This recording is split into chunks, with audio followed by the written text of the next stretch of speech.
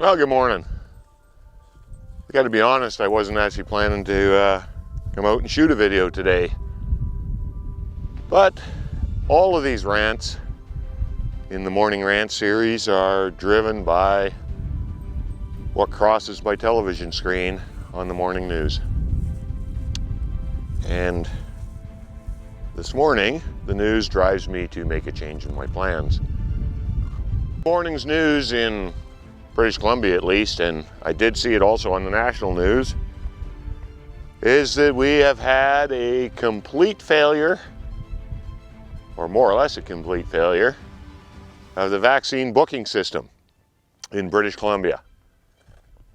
And I was surprised to hear that the provider for the vaccine booking system in British Columbia is TELUS. So I could go on a whole rant about, you know, the way senior leadership is hired, the way people are granted jobs. But I got to tell you, TELUS wouldn't have been the first on my list. So instead of giving in to my passions and ranting about the ego-driven, hire your friends type things that lead to this, let's just assume that this is an innocent mistake, and the people who've been given charge of this program and given the responsibility to execute this program, perhaps for one reason or another, maybe they didn't even apply for this job, but they apparently don't have a whole lot of program management and project execution experience.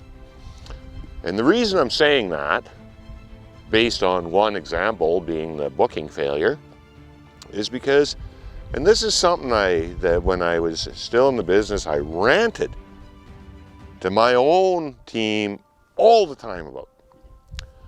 Do not ever reinvent the wheel as a part of your execution plan. That never leads to a good place.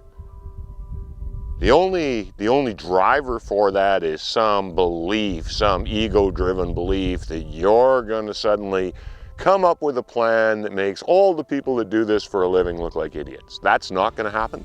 At least I've never seen it happen. And what I have seen happen over and over again is that people that think they can reinvent everything themselves and do everything their own way are consistently at the top of the your project failed list. So the next thing I'm going to say here, I'm going to keep this pretty short because this is pretty obvious once I get to the point. I think a bunch of people have already guessed where I'm going with this, and as soon as I say it, a whole bunch more people are going to go, wow. And if neither of those reactions happen, and you truly don't know what I'm talking about, then perhaps you shouldn't be involved in managing this project at all. So this video has two purposes. One is just general information for the fellow citizens in British Columbia. And more importantly, I'm trying to direct this directly at the people who are in charge of executing this vaccine rollout, and more importantly, just the booking section of that program.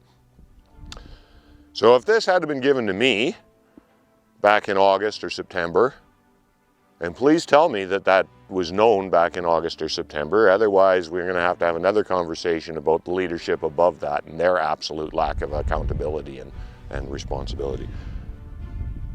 But the first question I would have asked my team, as the one in charge of execution management, would have been who out there has a lot of experience booking thousands and tens of thousands of seats in various different venues around the country, doing it quickly, efficiently, and excellently.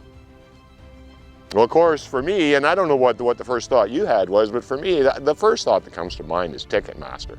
And there are a bunch of smaller venue booking agencies out there, all of which, you know, if my team was feeding them back to me, we'd be writing them all down because there's no reason to go with one provider here.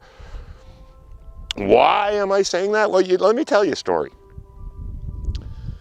Back a few years back, quite a few years back, I guess, I had hair. I wanted to go to an Eric Clapton concert in Vancouver, but I was traveling at the time the tickets went on sale. And it was already rumored that this was going to be a really quick sellout. And younger people have to excuse this part. You won't ever have seen one of these things, but I stopped on the highway, basically in the middle of the Pine Pass, in the middle of the Rocky Mountains, at a phone booth. That was something that we used to have at various locations for communications purposes. And I waited in that phone booth until the tickets went on sale, and then I called Ticketmaster. And because I had experience-based knowledge of how Ticketmaster works, I didn't even try phoning Ticketmaster in Vancouver. I called Ticketmaster Winnipeg. 7 minutes later, I had my tickets booked, and I was back in my car and back on the road. And about 17 minutes after that, that concert was sold out. 58,000 seats, 3/4 of which were reserved ticket seating. About 21 minutes. That isn't even any kind of spectacular accomplishment for Ticketmaster, I gotta tell you. They do that stuff day in, day out, around the clock.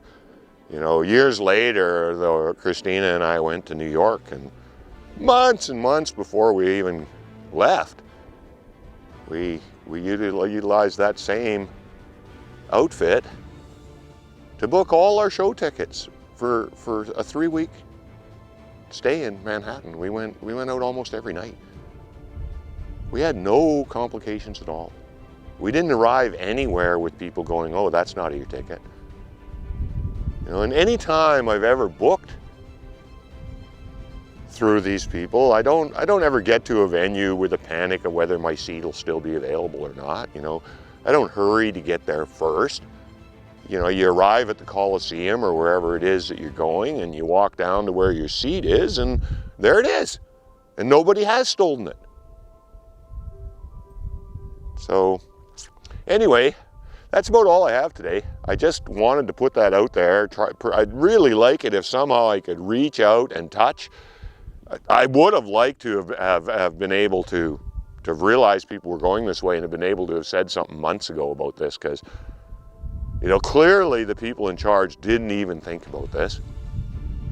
I get, you know, the idea that primarily they want to start with booking for old people, so they didn't want to have it all computer driven. But do you understand logistics well enough to understand that making it all telephone driven made it impossible? Where are you ever going to get enough people to answer the phone to run tens of thousands of people through in a matter of hours on a telephone? You needed the telephone. Ticketmaster has telephone availability, as we've talked, but you also needed the tools of a modern venue booking agency. Whether it's Ticketmaster or some local one that your brother runs, at this point, I don't even care anymore. I will tell you this, though, from a lifetime in this type of work, the execution managers who are remembered for their failures are the ones that do something like this and then get it in their ego that they're just going to prove they were right no matter what and refuse to hit reset. My advice to you, to the whole team, is put this behind you. Nothing's going to make the beating you just took on the news media smart any less. But the only way to erase this from the lasting memory of your performance as a manager is to hit reset now. Let this be in the past.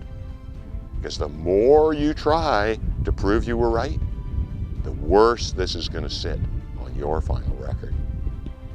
Just saying, if you need a venue booking agency, call somebody that does that for a living. Have a nice day.